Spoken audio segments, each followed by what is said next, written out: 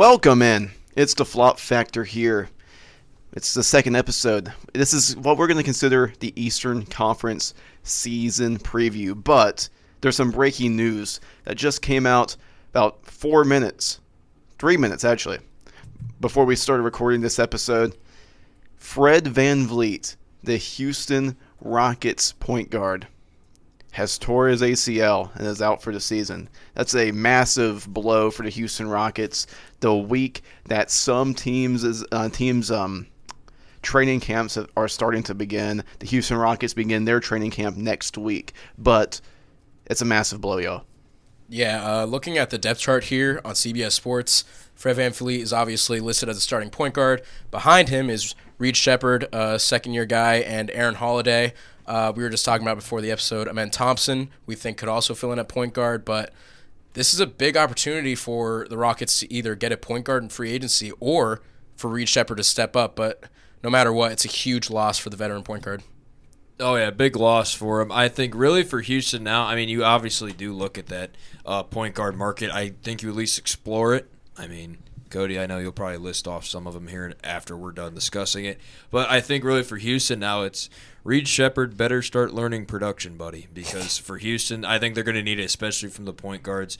Because if not, obviously you have Kevin Durant and obviously you have Sengun, but I think to have that facilitator at the point guard position, I think is really important, especially for this Houston team. Yeah, I mean, you look at their playoff run last year, obviously losing to the Warriors in 7 games.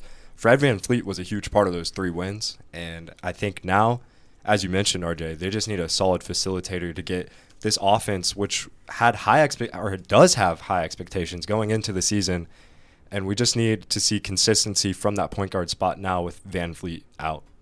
Yeah, definitely. And I'm going to introduce everyone since this is kind of just breaking news. I'm Cody Burton. Joined alongside me is once again RJ Rice, Brayden Laszlo, and DJ McDermott. Connor Roberts cannot be with us again today. It is his birthday. We're going to allow him to celebrate and not talk about basketball. But yeah, there's a couple of options on the Houston Rockets roster that could be solid playmaking players that could potentially be a point guard in this team. You have Aaron Holiday, who's always been a backup no matter where he's been. You have Reed Sheppard, who's very young and did not play much at all last season, but he was a number 3 pick in the 2024 NBA draft, and he has a lot of potential with him. And then you also have a guy like Amen Thompson, who's better on the wing, but he does have some playmaking chops that can potentially put in some work as a point guard. Not necessarily as their starting playmaker, but if there's rotations off the bench, he can be that type of player that can take over lead guard duties at times. And you also have J.D. Davidson, who is, I believe he's on a 2-way deal, but was really good on the Maine Celtics for multiple years. He was a really strong G League player, hasn't really got an opportunity at the NBA level. He very well could finally get that this season. But what I'm looking at is the free agency pool. There's a lot of good guards. I wouldn't say good, but like serviceable starting point guards in the NBA. There's a couple of them still on this list, or even better as backups. Number 1 on that list, Russell Westbrook. This is a golden opportunity for the Rockets to bring back Westbrook. I mean, your number 1 point guard goes down. You have you have Aaron Holiday, who has never really been a starting point guard. You wouldn't really trust him on a team that has Kevin Durant on it. Or you can go with Russell Westbrook, reunite Kevin Durant and Russell Westbrook, which would be absolutely insane to see in Houston. But if that happens, there's always Westbrook sitting there, option, always ready to be called. You can pick him up. Another guy, Patty Mills. He's getting up there in age, but he's still a solid player. He's still a free agent. He's an unrestricted free agent. Alec Burks is more of a shooting guard, but he's a solid playmaker himself. Corey Joseph was solid on the Magic last season as a veteran. But as you go down this list, only one of these guys really knocks your name as a starting point guard, and that's Russell Westbrook. And if the Rockets believe Reed Sheppard's the guy and want him to be their starting point guard, go for it. I'm fine with that. But if you're saying maybe Reed Sheppard should come off a bench for another season, maybe he shouldn't be starting just yet on a team with as much high hope and high potential that this Rockets team had before this injury. And if you go with Aaron Holiday, there's no reason. There's no reason to go with Aaron Holiday for that starting point guard position. If you're going to go with an older player, just sign Russell Westbrook. He was on a minimum contract last season. He's not going to cost you that much money. So just go for him. And he could make anything happen, y'all. Yeah, I think especially for Houston, even regardless, just with the injury to VanVleet, I think you still need that point guard depth. I mean, looking at least what ESPN has, it says Amen Thompson is that second option, then Holiday, and then Reed Sheppard. I mean, depending on what Houston wants to do and what Ime Udoka decides, I think will be very interesting. But still, I think taking a flyer on a guy like Russell Westbrook, even him in the KD reunion, how funny that would be, or just veterans like Patty Mills and Corey Joseph, who have been productive at times, even Cameron Payne. Wait, no, he got signed, didn't he? Right? Or is he still out there? I think he's. According to the list I'm looking at, Cameron Payne and DeLon Wright are both still free agents. That's what I thought he got signed. Okay, but if he is out there and available, I think even that would be a good option for him, just to have that depth, because especially with, like I just mentioned, with having Thompson in there, you want to have those point guards who are leaders, because Fred VanVleet was a big leader on this team, and I think that's especially what they're losing as well. So I think getting one of those guys would be pretty crucial for that bench. Yeah, I think this would have been a perfect year for Reed Sheppard to come off the bench behind Fred VanVleet. So I really like the Russell Westbrook move, because it really reminds me of last year when he was with the Nuggets. Christian Braun coming off the bench, kind of behind him, nice young 24-year-old guard, but Russell Westbrook kind of getting the starting nod and kind of being that veteran presence for Christian Braun. I think if they sign Russell Westbrook, I think that Russell Westbrook can be the same thing to Reed Sheppard if they decided to make the move. But like you guys were saying, veterans like Patty Mills, Spurs legend, by the way, I think that any veteran presence for Reed Sheppard would be phenomenal for his development on this Houston Rockets team. Yeah, I totally agree. I'm also looking at a guy like Seth Curry. I think that it could be interesting. Obviously, not as good as his brother Steph, but as you said, just a veteran guy in there to teach Reed the ropes again.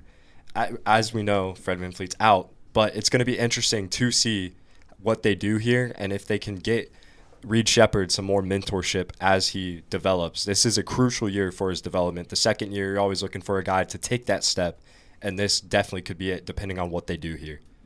Yeah, really crucial news in terms of the Rockets, who had such high expectations for this season and definitely still do after, they have Kevin Durant, people. Like, you're not going to go out with Kevin Durant without saying, "Oh man, Fred VanVleet's hurt." Man, this season's done. But you're going to have to go out and try to make some moves. But this is an episode about the East. We spent 8 minutes talking about a Western Conference team because of how big news that is. So we're going to start the Eastern Conference. There's a lot of moving pieces this year in this conference. A lot of injuries, a lot of free agency signings, and a lot of trades, as every season and offseason in the NBA always ends up having a storyline for. But we're going to start it out with a little layup here. What's your all's favorite offseason move so far? Are we going in a square? Okay. I love the Bucks getting Miles Turner. And just due to the fact that Giannis was really pressuring that front office, I think, for a while now. Obviously with the Damian Lillard experiment, I would say not working out. He goes back to Portland, which that's a cool story there. But I think really for Milwaukee, having that rim protector and a guy who averages like 15, 7, and 2, I think is really important for Milwaukee to try and have a potential success run in the East, considering, I know we mentioned it a lot and we'll continue to mention it, the injuries in the East with Indiana, which a big loss for them as well. That also affects them heavily because Miles Turner's been there forever. He's obviously loved being there, but when the bag calls, you got to get it. Yeah, I'm going to go with a little bit, I think, of more of an underrated move that people haven't talked about much. I don't think this team's going to be that good, but I'm going to go with the Washington Wizards receiving Cam Whitmore and CJ McCollum. I think Cam Whitmore has a lot of upside. He's a young guard, and I don't think the Rockets really fit him into this scheme. I think they had too many players. Obviously, you kind of wish the Rockets had Cam Whitmore now after the Fred VanVleet injury. But I think bringing in a young guard with a lot of upside and also a veteran guard in CJ McCollum, who has a ton of experience in the league. I don't know if the Wizards are going to be that good this year, but I think they definitely do improve from last year with the veteran presence of CJ McCollum. And I just overall think that it was a very good trade, kind of getting rid of Jordan Poole, who really was the only scorer on that Wizards team, and kind of bringing in more pieces to see if you can develop some guys to become stars for the Washington Wizards. Yeah, I'm going to have to agree with RJ. I love that Miles Turner deal. I mean, he signed for 4 years, $108 million. And especially after losing Brook Lopez, you want a guy to come in and solidify that front court. And I do think that they upgraded from this. Losing Brook Lopez and bringing in Miles Turner, I look at that as a win. This guy can score at all three levels of the court. He can play defense, exactly what this Bucks team needs outside of Giannis. And this team is scary defensively. It's definitely a matchup nightmare for any team that faces them. And I love this move personally. I think Milwaukee has just solidified themselves in top 3 spot in the East.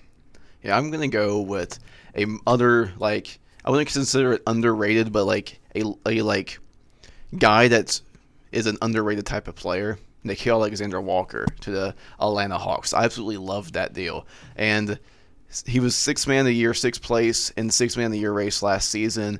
He averaged 9.4 points per game. 2.7 assists, 3.2 rebounds. But what he really brings is just he's a glue guy. He's what you consider a glue guy to a team. You can put him in shooting guard, point guard, small forward. He can even guard a power forward at times, depending on what power forward you're talking about. And he can play a strong defense.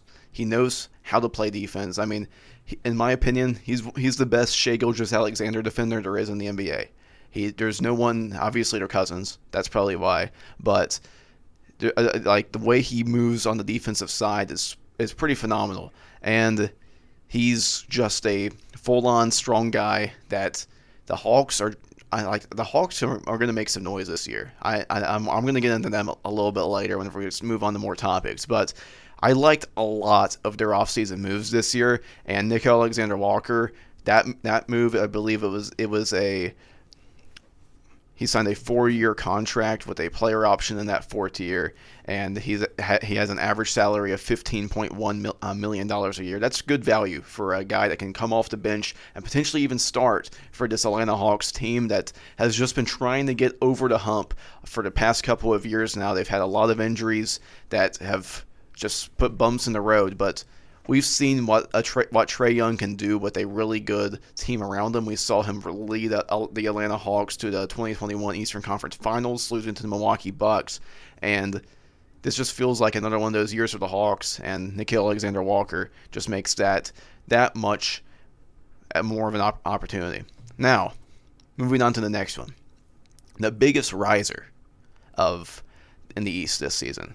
Now, we're going to get to the fallers in a little bit, but because of the fallers, there's going to be plenty of risers this year in the East. And it's basically what I'm asking, a team that may have been a lower tier playoff team, maybe a play-in team last year, or a team that just wasn't that good last year and then jumped into the play-in or playoff contention. Or maybe even a team that was a good playoff team last year but jumped into immediately a NBA Finals contender. What are those type of teams in the East this year for y'all?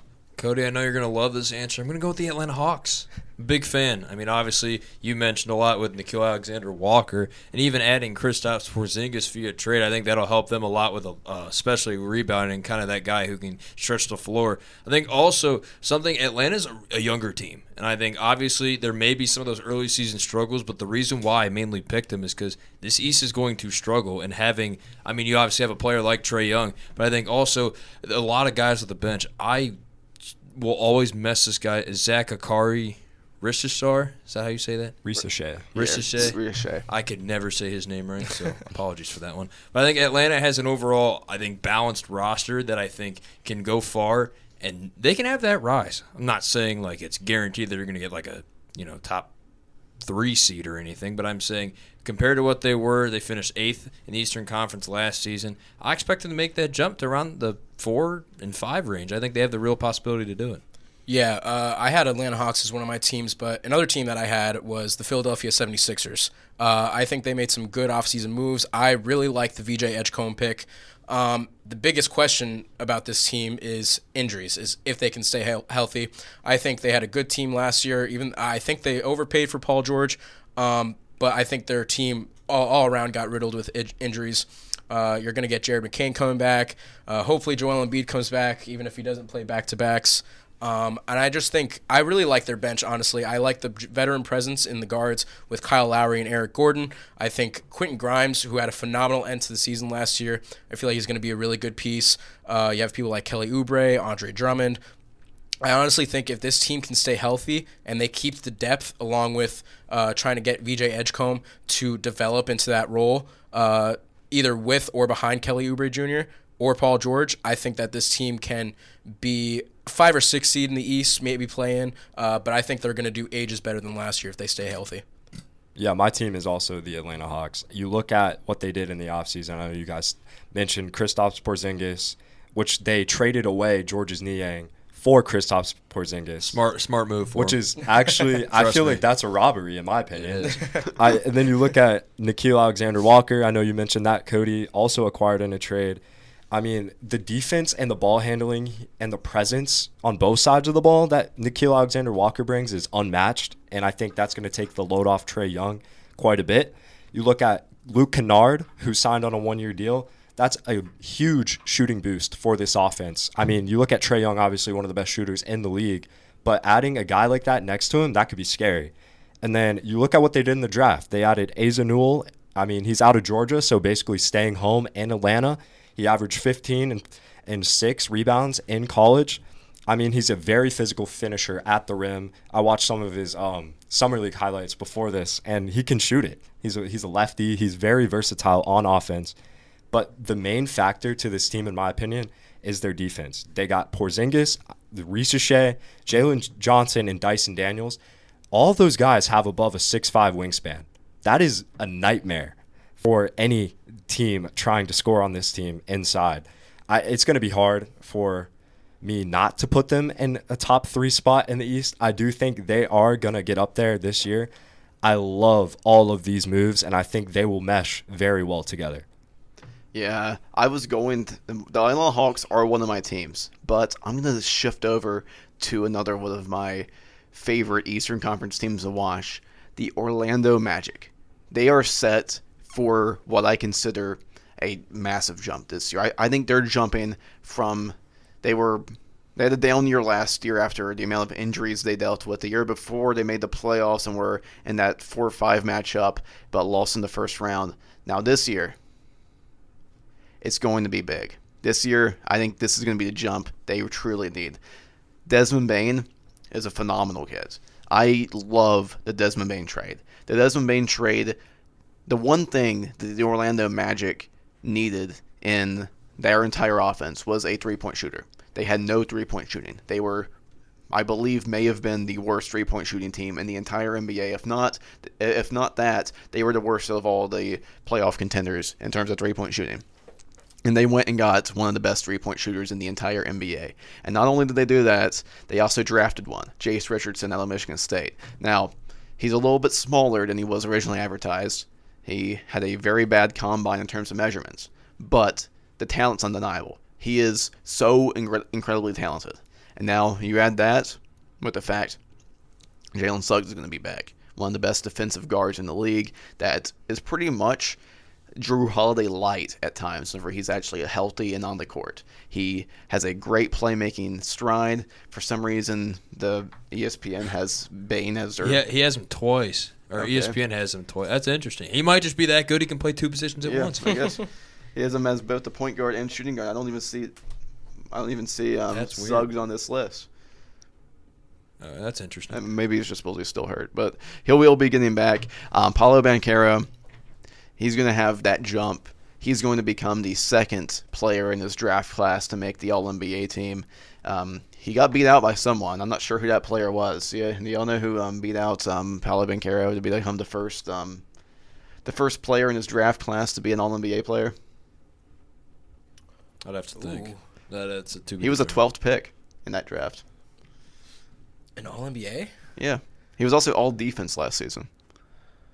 I know as soon as I hear the name, I'm gonna be so Yeah, mad that I me don't too. get it. Yeah, I'm the person asking y'all. You would expect. Wait, same draft Yes, same draft. as Paulo Banchero. Yes, 12th pick. Wait. the 12th pick. Looking this up. Hold on. Oh, wait. That was 22, right? Yes. Yes. I can't spell.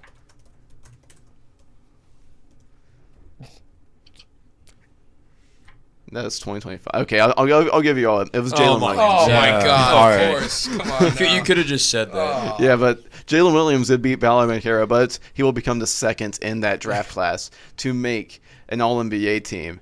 And he's just an all-around scorer. There's not like I've never understood why there's like a online bubble of people that just don't like Paulo Banchero's game. Like people just don't like his game for some reason. They say that he's an inefficient player that won't be able to win. Now I think he'll prove him wrong this year and potentially lead this Magic team to heights it hasn't seen since Dwight Howard was on the team. But they just have an all-around really solid core. Going all the way down to Jonathan Isaac, who's been there forever, even though it's felt like he's been off and on playing forever because he's dealt with a plethora of injuries. Like you just have so many quality players. I haven't even gotten to Franz Wagner yet, but like he's self-explanatory of how good of a player Franz is. It still makes me upset to this day that the Thunder were that close to drafting him that season, but it doesn't matter. I don't have to worry about the 2021 draft anymore, but it's just an all-around powerhouse. I feel like the Orlando Magic will be, and they are going to make a lot of noise in the East this year. And they're in that contention of being a team that could potentially make the NBA Finals. And I'm not sure if they would win it if they make it there, but they can make some noise. They could be like that Pacers of last season. That's how I feel about the Magic this season. But moving on to the next topic, we're going on the opposite side of the spectrum. There's obviously a lot of injuries. There's a lot of easy layup answers for this one, but it's the biggest faller out of all the teams in the East last season. Like, you could go anywhere. It could be a team that was on the border of the playoffs last season that showed a lot of potential a season ago, but you just don't believe in it and you just haven't fallen off. Or it could be a team that was in the NBA Finals last season and lost their best player. It could be a team that won the NBA Finals 2 seasons ago, but also lost their best player. Who was your all's biggest faller in the East this season? Well, if you look at my screen, you already know the answer. Sorry, C-Rob, but I'm going to go to the Indiana Pacers. He actually had me send out a message for everybody. He believes that Andrew Nembhard will be an all-star this season, per Connor Roberts. So I thought I'd put that in there. Talked to him today. He told me to put that. But I think really for Indiana, it really comes down to A, obviously the loss to Tyrese Halliburton, and B, that Miles Turner loss is going to hit them hard. And I think it's really tough for them because I think you watch their magical run this past season. You're like, wow, this Indiana team, I thought for a minute they could have won and could have beat the Thunder, which that Thunder team and how they looked last year, so impressive. So I think really it showed how Indiana was just really so close, and that magical Cinderella run was obviously one game short. But I think you're going to see that now where it'll regress, I think, due to certain aspects of that rebounding from Miles Turner. They are going to miss it hard, like I said. And obviously the scoring of Tyrese Halliburton. But you still have, obviously, Pascal Siakam, Andrew Nembhard. Obi Toppin's still there. Aaron Nesmith, too. Even, hey, T.J. McConnell and Benedict Mathurin. I mean, you have those pieces, but I think really when Jay it comes... Huff, baby. Oh, my gosh. Yeah, that's right. Jesus. Jay Huff, yep, known center making $2.3 million. Fun fact. But I really think Indiana, they're going to have that downfall. I mean... It's as sad as it is to say, and I know C-Rob will probably try to defend how they'll somehow still make some sort of playoffs, or I think they'll at least make the play-in, hopefully. But I think obviously to where they were last season to now, I'd say it's a huge faller. Yeah, I had 2 teams on my radar for biggest fallers. The first team I was going to pick is on Brayden's screen, so I'm going to let him take that team when it gets to his turn. But for me, I'm going to take the Milwaukee Bucks. I think this offseason was very, very messy. I remember getting the notification about Miles Turner signing and Damian Lillard getting released basically in the same day. And they got a lot of guards that I think have high upside. They got Kevin Porter, Cole Anthony, Gary Trent Jr. But I have a bold prediction that this is going to be Giannis Antetokounmpo's last year in Milwaukee. I think they're going to do the same thing that they've done for the past 2 or 3 years, and they're going to basically put all the eggs into his basket, and they're going to try to force Giannis to do everything for that team. I think Kyle Kuzma has some upside. I think the Miles Turner get was one of the best moves of the offseason, but I can't see this Bucks team being any higher than a play-in team. I wouldn't be shocked if they don't make the play-in. I wouldn't be shocked if they make the play-in, but I can't see them being any higher than a 6 or a 7 seed. Yeah, I mean, I'll probably take the biggest layup here in the Boston Celtics, but I do have another team in the Miami Heat. I don't think that team should have made the play-in last year. I mean, they had a losing record, so I don't know how much you could really fall off after that, but I don't see them sniffing any sort of postseason. But anyways, back to the Celtics. They lose Drew Holiday, Porzingis, Luke Cornett, and Tatum for the rest of the year. And yeah, I don't think it gets much worse for Boston Celtic fans. They did get Anfernee Simons in the offseason. I don't know how much that's really going to do for them. I do like Anfernee Simons as a player. It's going to be interesting to see how he plays in Boston alongside Jaylen Brown. I mean, man, this team looks so depleted from years prior. I mean, you got Chris Boucher as your backup power forward and center. It's dark times in Boston. It's going to be interesting. I do think Peyton Pritchard could work his way into that starting lineup if Anfernee Simons or Derek White starts to fall off a little bit, which I could see. This team doesn't really have any expectations, and it's not going to be a good year in Celtics land. I got a quick question for you, because for me, I'm not going to talk about Boston. I think you made great points of that. But Miami? Really? I mean, they're almost 7 to 8 games under 500. No, I know, but how much lower? I think those teams under them last year are going to make a splash this season. So you're saying they're going to switch Tyler places? Hero is also going to be out for the first couple weeks of the season. I mean, I just don't see, as soon as Jimmy Butler left that team, they did not look. So, but you're just saying that you'll just see him falling out. Oh, yeah, exactly. No postseason. Okay. Yeah, he just doesn't see him making the playoff. Okay, that's much different. But I'm going to also go with the Boston Celtics because I have a little bit more to add on to that because I think they'll still – I see the Boston Celtics falling all the way into the play-in contention. I see him falling that far. Totally agree. I do not believe in Jaylen Brown as the number one option. I don't believe in that left hand? I would rather watch paint dry than try to see Jaylen Brown attack left without the help of Jason Tatum. And not only that, they had an entire offseason of just straight up offloading cap. That's what the entire offseason plan was for. That's why you saw they traded Kristaps Porzingis for salary filler pretty much. Why they traded Drew Holiday, and I mean Anfernee Simons is a solid get, but he's still in trade rumors. He's been in trade rumors the entire offseason, Anfernee Simons has, because he also has a contract they're willing to offload.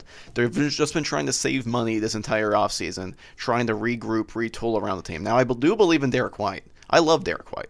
Now, don't get me wrong. It's hard for me to ever see Derek White being a team that's not competitive. That's why I have them making the play-in.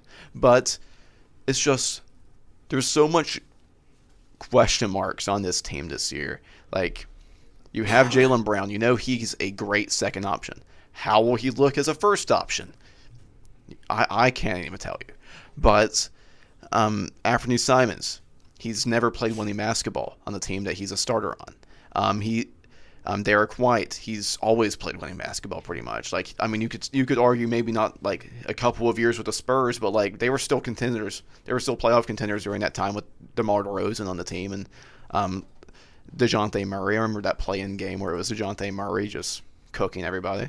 But it's just so many question marks is on this Celtics team.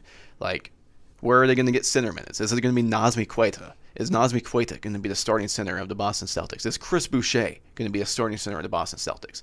Now, there's so much question marks. Xavier Tillman's still on this team. He looked great in the finals 2 years ago, but he didn't play it much of all last season. They drafted Baylor Scheineman a couple years ago. Amari Williams this year. He could be their starting center. He looked solid at Kentucky. But you're just those questions are stuff you shouldn't be asking for a team that has been as good in the past as Boston has been. And that's exactly what happens. They're the exact example of the second apron.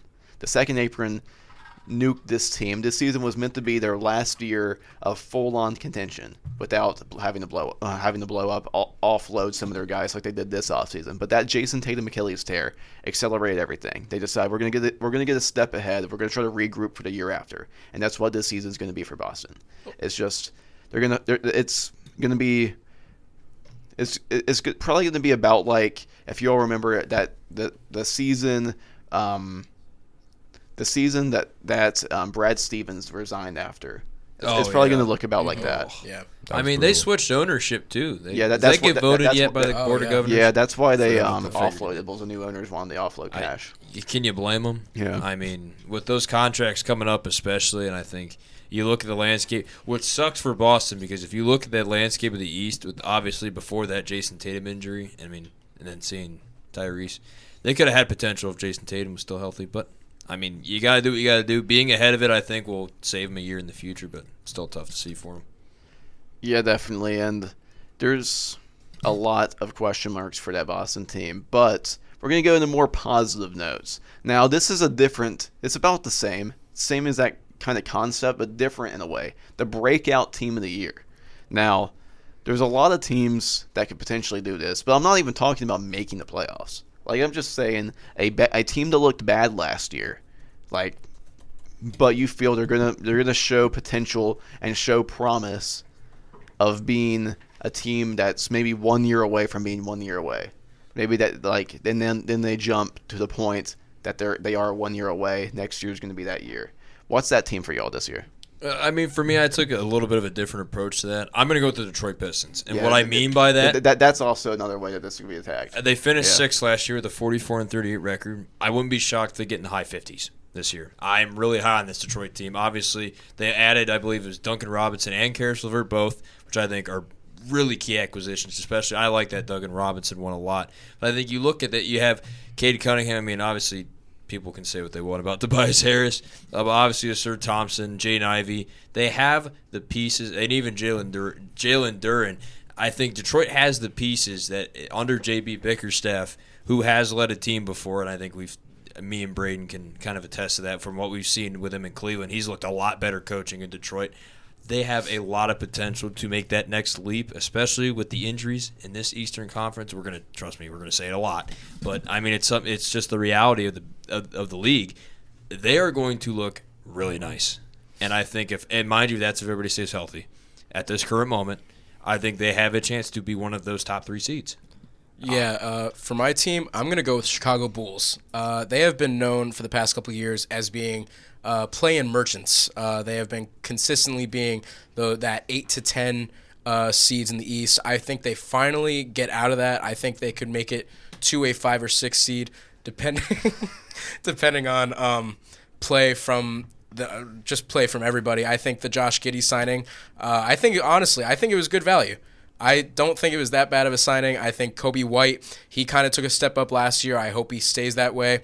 One player that I'm really looking at that I think could take a huge step up being in a starting role for this Bulls team is Matas Buzelis. I think he can be a huge piece at the power forward position for the Chicago Bulls. I think Patrick Williams is a good backup. I think their bench is going to be pretty good. I think Trey Jones and Kevin Huerter, I think those 2 players are going to be really good backups to Josh Giddey and Kobe White. I think Nikola Vucevic, I think he's going to be fine as long as he stays healthy. I think this Chicago Bulls team finally makes it out of the play-in, and I don't know, they just have a lot of guys, young guys with upside, and I can see this team making the playoffs and kind of getting out of that 8 to 10 range. Yeah, for my team, I'm kind of taking the same approach as you. I'm going to go with the Toronto Raptors. You look at this starting 5 on paper, and I love this. I love this starting 5. The only question mark is center. They're starting Jakob Poeltl right now. That's going to be interesting to see as the season progresses, but that's why there's trades and that's why there's free agents in the NBA. So could make a splash at the center position, but Emmanuel Quickley, RJ Barrett, Brendan Ingram, and Scotty Barnes, don't tell me that's not at least a play-in team. I think that if they all stay healthy, which is the biggest thing in my opinion, this team could be nice. And also on their bench, they got Ochai Agbaji, known former Cleveland Cavalier, traded to the Jazz for the one and only Donovan Mitchell. But you look at Grady Dick and Jamal Shed, it's going to be interesting to see if these guys can produce as well at a high level. And I love this Raptors team on paper so far, and I'm excited to see how they perform. Yeah, all I'm gonna say is this is the year. I've been waiting years and years for the Charlotte Hornets breakout, and I think this will be it. I have them as my 10 seed as we get into that, but I think this is the year they finally play postseason basketball. The vibes are high in Charlotte right now. They finally won something. They won the Summer League. That's the first piece of hardware the Hornets have won, period. But this is the year. LaMelo Ball will stay healthy. Miles Bridges will do what he has to do off the bench. I want him off the bench this year. Musa Diabate, underrated. I love Musa Diabate. He is probably going to be either a starting or backup center between him and Ryan Kalkbrenner, I believe. And Mason Plumlee will be in that mix. And we all remember how good Mason Plumlee was, and where he was with the Hornets. Mm-hmm. That's when he was – that was peak Mason Plumlee. That's when Eric Collins was saying, like, all the crazy stuff that he likes to say on the air. And there's a lot of high vibes in Charlotte right now. I love what they did in the offseason. Colin Sexton is a great pickup. I think he can play off of LaMelo Ball, whether it's off the bench or on the floor together. I feel like they can play off of each other really well. Spencer Dinwiddie is a good vet to have. He's a good scorer whenever he's on the floor.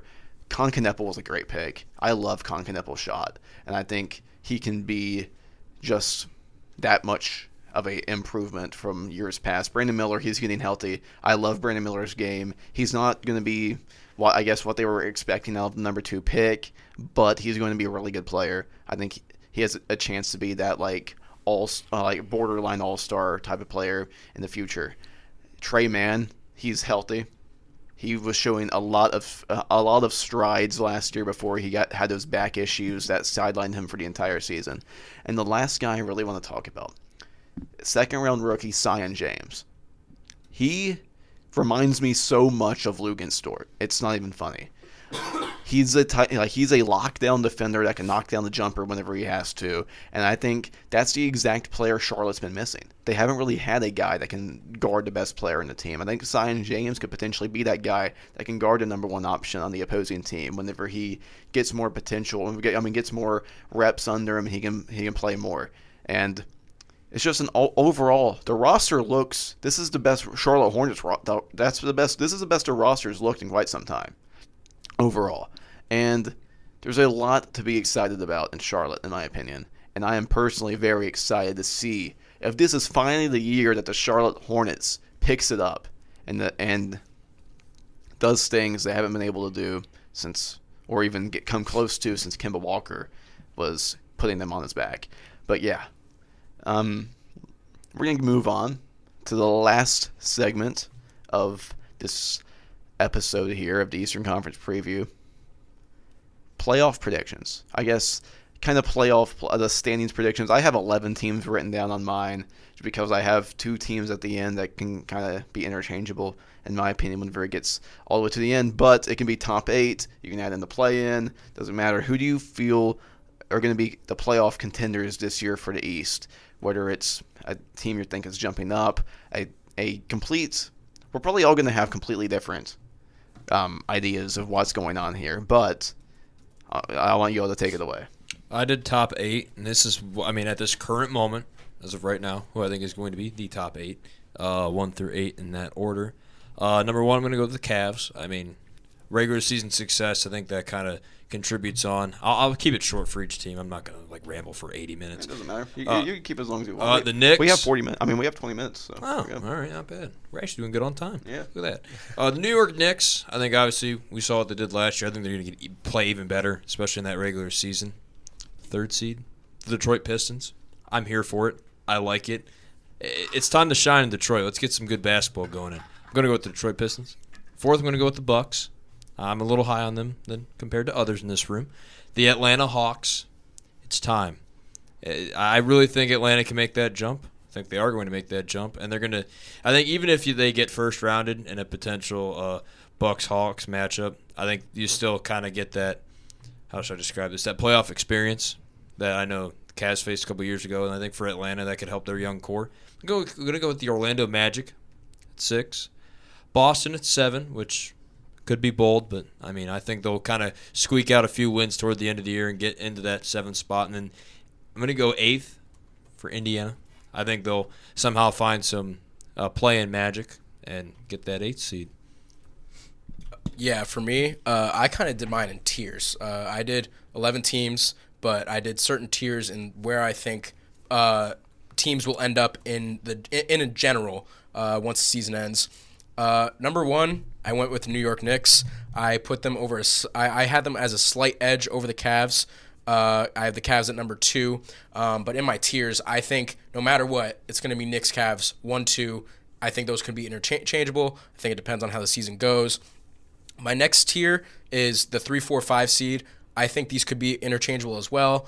But for me, I have the Pistons at 3. I have the Magic at 4, and the Hawks at 5. I think all 3 of these teams are teams that made good moves this offseason, are relatively young, but a lot of upside for a bunch of those players on the team. And I think all 3 of these teams have ton of potential to kind of, in a very open East format, to kind of go up there with the Knicks and the Cavs. And then my third tier are teams that I think could be on the edge of the 6th seed / play-in.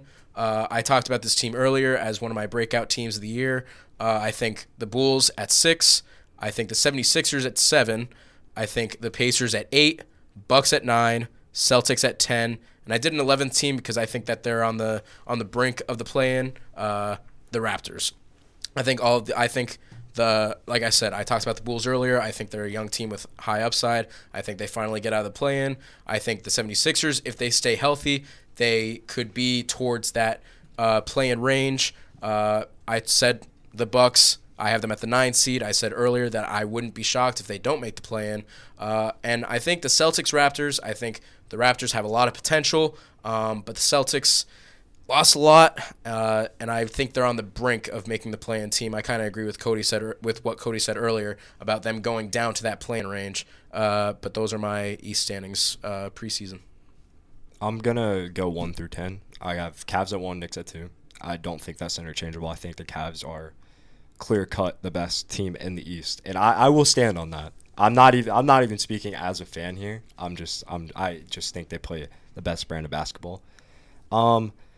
I got the Hawks at 3. I love this team. I think they're going to really make a statement. I got the Bucks at 4. I know you're not very high on them, DJ, but I do think Giannis and Miles Turner is going to be nice. Plus, with those mix of young guards, it's going to be interesting to watch. And then I have the Pistons at 5, the Magic at 6. I think those 2 teams right there could also be interchangeable, even higher in my opinion. I do think that these teams got really good upside. 7, I have the Pacers. I think that Tyrese Halliburton going down is going to light a fire under this team and the fans, and I think that they're going to perform really well at home this year and really propel themselves into a play-in spot. And then I have the Celtics at 8. I do think that they'll shock a lot of people. I think a lot of teams like not having expectations on them. I think they just like playing free. Because your point about JB Bickerstaff and why the Pistons, I have a reason why they might not be good. Because expectations are on them now.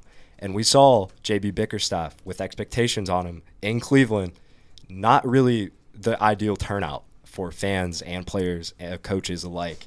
And we saw how he ran out of town. So it's going to be interesting to see how he can perform with expectations on him. And then my last 2 are the 76ers and the Raptors. I love this Raptors team. They really have solid depth in the backcourt. It's going to be interesting to see what they do with the front court and if they can add center. Not even depth, just a solid starting center. Podol is not a terrible starting center, but definitely not going to get you into a certain playoff spot.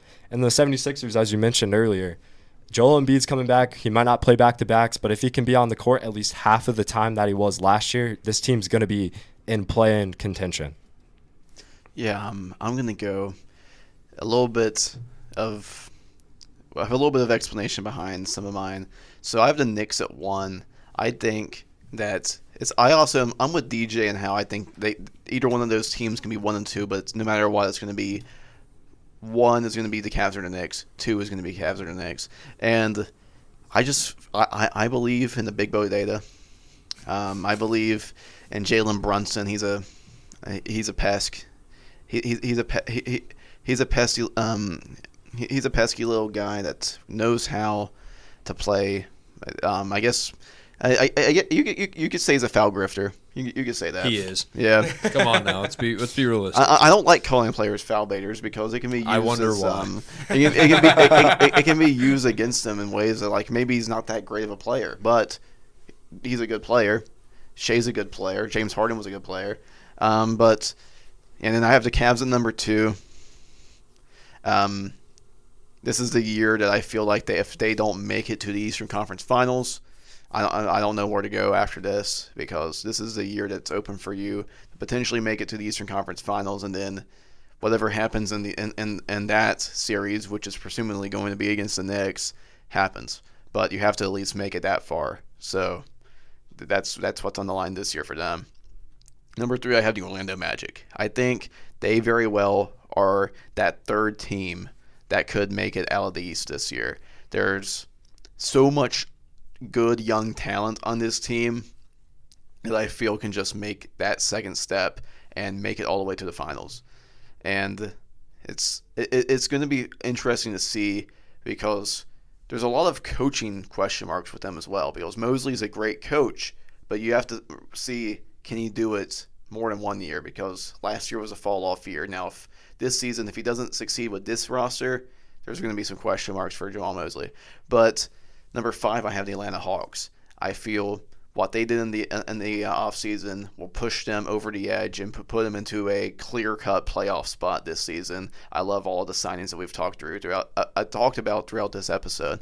Number 6, I have Detroit. I don't see them improving or getting worse, mainly because I love how all the players are going to get another year. They got some experience behind them now. They have Jaden Ivey coming back from injury, but you lost 2 of your best scorers throughout free agency this year, and Dennis Schroeder, and then obviously the Malik Beasley situation that's still ongoing, because yes, he got cleared. He's not a criminal, but the NBA is still checking it out to see if he was actually betting on games or not. That's what's going on right now. That's why he's still unsigned. But I still feel they'll be a clear-cut playoff team this season. Now 7, I have the 76ers. I feel that they're going to actually play good this season. I feel that Joel Embiid will be healthy, Paul George will be healthy, Jared McCain's going to get healthy and be good. I am a big VJ Edgecombe guy, but I just don't think they're better than any of the teams that's ahead of them. I think that's how I stand on the Sixers right now. I think they'll be that 7 seed, could potentially give whoever's the 2 seed between the Knicks and the Cavs a run for their money in that second round, push it to like 6 or 7 games probably. But they're a really good 7 seed that I could see popping in there, and I think they'll handle the play-in competition as well. Number 8, I have Boston, just because I could very well see them being outside of the top 8 in the regular season. But I trust Joe Mazzulla, and I trust the Celtics core to win a couple play-in games, and I trust them to get into the playoffs. Now, there's a chance Jason Tatum could be healthy if they make it to the playoffs. There's a small chance. He has enough. He would have had enough recovery time at that point for him to get in. And it just depends on if the Celtics want to push him into the playoffs, potentially make a couple of upsets as the 8th seed, because the Celtics, who just Jason Tatum, is still a great team. But I see them falling in as my 8th seed. Now, number 9, I have the Indiana Pacers, who I could see being 8th place in the regular season, but just fall out to the Boston Celtics whenever it gets to the play-in rounds, just because there's a lot of really, really good players, a lot of good depth on this Indiana Pacers team, but they just don't have that guy anymore because of how Halliburton's going to be on the shelf this year, and that's the main thing with them. They were a great team in terms of depth, and then they had 2 really good players leading the way in Pascal Siakam and Tyrese Halliburton. Now, Pascal Siakam is going to be about like how it was back in those post-Kawhi Raptors teams, where Siakam's really good.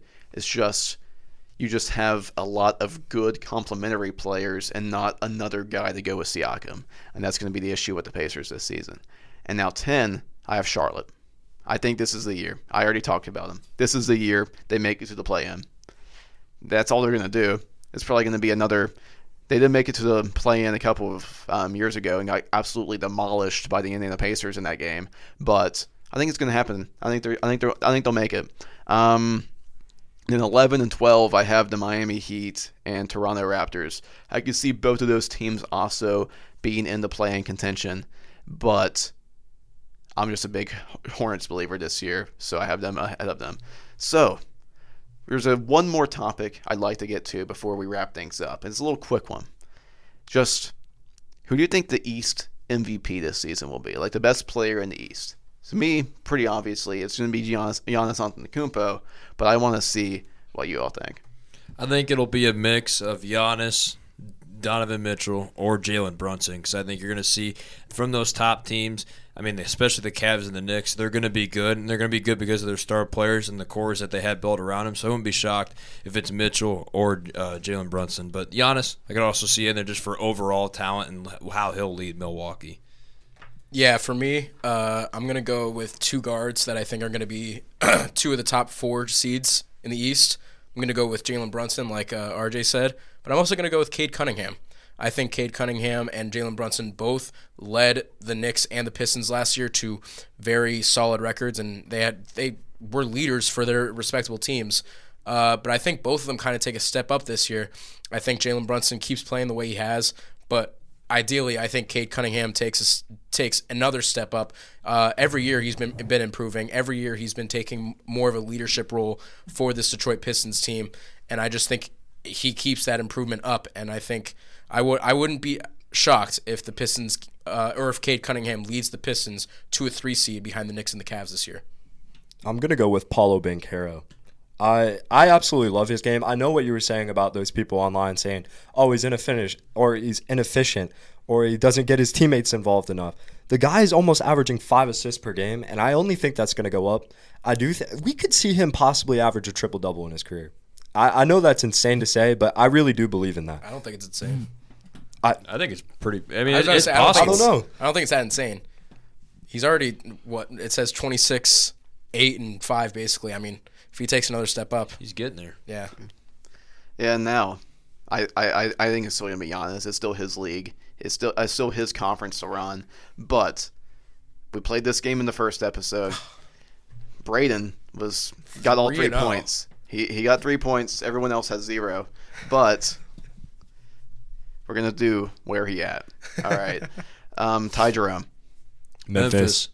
I'm giving that to RJ. That's fine. First point. They're Cavs fans. That's unfair, dude. Yeah. Come on now. I'd say we're gonna know that in 2 seconds. Okay. Kevon Looney. Pelicans. Oh, that was a good pull. All right. That's a good point. Let's Nice. go. First point of the season. Did I say this guy in last episode? I don't think I did. You're Sean Yabusele. Knicks. Okay. Jesus. Wow. Yeah. Bro 3, did his research. 3, 2, 1. All right. Spencer Dinwiddie.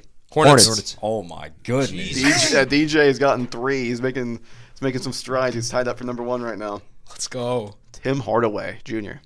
Ooh. Pistons? Maybe? Nope. He left the Pistons. Oh, that's right. Miami. Raptors. No, he went somewhere. It's West. He went west. Ooh. Oh, he did go west. Is it the Kings? He's not I Schroeder. have the west in front of me, so just so I don't. Tim Hardaway Jr. It's part of this team's very good offseason. Was it a trade? No, it was a signing. Was it a signing? Yeah. Okay. Very good. Very good. Like, This isn't a I trick know one question. team it's not. like arguably a team that was the The winner winner. of the offseason in Wait, terms of the Western Conference. It's not Houston. I was about to say. I was gonna. Yeah. Wait. Oh God. I'm gonna look like a casual here. I'm looking up Western Conference teams. I'm not looking. That's Brayden- what I have. Brayden That's what can I have in confirm. front of me. All right, I'll give you all 5, I'm just gonna start 4. rapid fire. I was gonna say Denver for some reason, but Well- that won't be it. Is that right? Was he right? Is that right? Yes. Wow. Holy pull! I'll give you that. All right.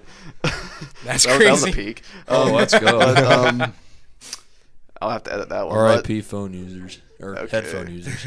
I'll then search down this one. Oh, For boy. it. I For can't believe I got that here- right. Okay, we're going to do a really good poll here. Oh God. Adam Flagler. Who? Oh, what? Adam Flagler. The Nets. I don't know. He was involved in the G League trade. Oh my. G League So he's still in the Oh G my League. lord. No, but he's on a 2-way contract. So. Oh, good lord. East or West? Yeah, at least give It was us a the west to the conference. west move. The Wolves. I don't know. That was No. my guess. Okay, I it's San Antonio. I was just All He's right. in San Antonio. Dude doesn't even know. If DJ doesn't even know that, there's no way we're gonna do that. okay. Let's keep it to NBA players. Yeah, one more. This Not is no the last two-wayers. one. We got Brayden has 3, DJ has 3, RJ has 2 overall. I thought. Yeah. Was Tim, I thought Oh wait, Tim yeah, you Hardaway do have was 3. third. You do have. No, I thought his was Tim Oh. Hardaway's 3. I have Or 2. was that 2? He has that was 2. He had two. none Okay, last. My fault. My fault. Okay. I got him right. You guys just beat me to him. Clint Capella. Rockets. Oh Jesus. my. That's yeah. DJ McDermott's 4th point, and he is in commanding charge now of You sold where Brayden. he at. Brayden was up 3-0-0 entering today, and now DJ is up 4-3-2. Yeah, I gained ground. I'll take it. Yeah, but that's all we're going to have for this second episode, the Eastern Conference preview, with some other things about Fred VanVleet of the flop factor. We will be talking about the West and probably more once we hear more about Fred VanVleet in the next episode. But as always, thank you all for listening, and I guess the flop factor is gonna be here to stay. Where you have figured out, it's gonna be it's gonna be the NBA podcast with U92 servers, the student voice of West Virginia University.